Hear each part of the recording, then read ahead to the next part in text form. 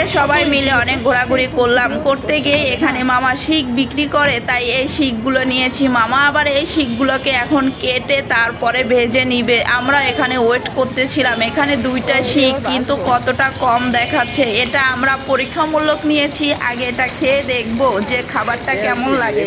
সত্যি এই খাবারটা অনেক মজার ছিল, কিন্তু আমার পরিবারে যখন আমরা সবাই একসাথে ঘুরতে গেছি, ছোট বাচ্চারা ওরা আর ওয়েট করতে চাচ্ছে না। ওরা খাওয়ার জন্য পুরাই যেন পাগল হয়ে গেছে। মনে হচ্ছে ওদেরকে কাঁচাই নামাইয়া তারপরে দিয়ে দেয় খাওয়ার জন্য।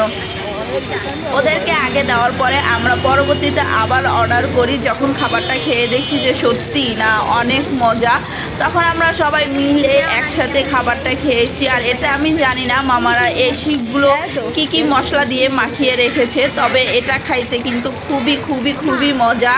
আর যখন বাইরে ঘুরতে বের হবেন তখন যদি এরকমের ভাজা পোড়া হয় তাহলে তো আর কোনো কথাই নেই।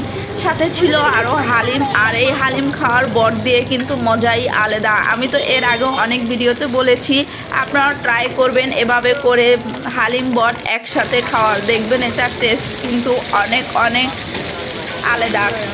যাই হোক, এত কথা পরে আমাদের ভাজা কমপ্লিট করা হয়ে গেল। এখন আমরা এই ভাজা মাংসগুলোই এখন সবাই মিলে ট্রাই করছি। ট্রাই করার পরেই কিন্তু আমরা বাকি অর্ডারগুলো করে দিয়েছিলাম। আর এই খাবারটা কিন্তু সত্যি অনেক অনেক মজার ছিল। বাসার যত মানে ছোট মেম্বাররা তারা তো খাওয়ার জন্য পুরাই পাগল হয়ে গেছে। যাই হোক, তাদেরকেই আগে দিয়েছি, দেওয়ার পরে আমরা আবার অর্ডার করেছি।